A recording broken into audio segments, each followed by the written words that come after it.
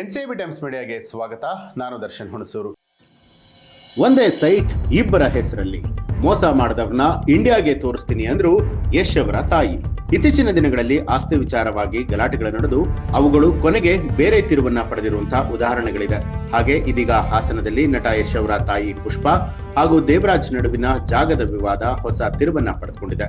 ಈ ಕುರಿತು ಪುಷ್ಪಾ ಅವರು ಮತ್ತೆ ಪ್ರತಿಕ್ರಿಯೆ ಕೊಟ್ಟು ಆಕ್ರೋಶವನ್ನ ಹೊರಹಾಕಿದ್ದಾರೆ.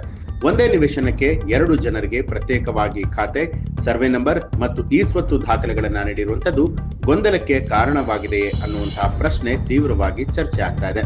ನಿವೇಶನ ತಮ್ಮದೇ ಅಂತ ಹೇಳುವ ಕುರಿತು ಪುಷ್ಪಾ ಅವರು 1982ರಿಂದಲೂ ಕೂಡ ಇರುವಂತಹ ದಾಖಲೆಗಳನ್ನ ಮುಂದಿಟ್ಟು ಮಾತನಾಡಿದ್ದಾರೆ.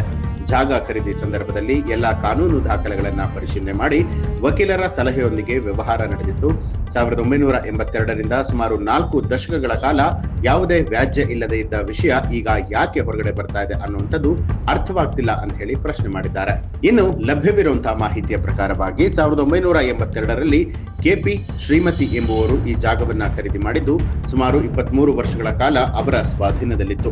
ಬಳಿಕ 2007ರಲ್ಲಿ ಗಿರೀಶ್ ಕುಮಾರ್ ಮಹಾಲಿಂಗಪ್ಪ ಅವರು ಜಾಗವನ್ನ ಖರೀದಿ ಮಾಡಿಕೊಂಡು 2020ರವರೆಗೆ ಮಾಲೀಕರಾಗಿದ್ರು. ಬಳಿಕ 2020ರಿಂದ ಈ ಜಾಗ ತಮ್ಮ ವಶದಲ್ಲಿದೆ ಅಂತ ಹೇಳಿ ಪುಷ್ಪಾ ಅವರು ತಿಳಿಸಿದ್ದಾರೆ.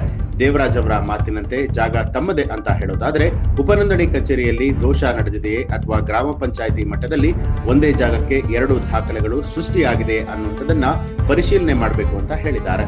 ಮತ್ತೊಂದು ಕಡೆಯಲ್ಲಿ ದೇವರಾಜ್ ಕೂಡ ತಮ್ಮ ಬಳಿಯಲ್ಲಿ ಜಾಗಕ್ಕೆ ಸಂಬಂಧಿಸಿದ ದಾಖಲೆಗಳಿದ್ದು 2020ರಲ್ಲಿ ಲಕ್ಷ್ಮಮ್ಮ ಅವರಿಂದ GPA ಪಡೆದುಕೊಂಡಿರುವುದಾಗಿ ಹೇಳಿದ್ದಾರೆ.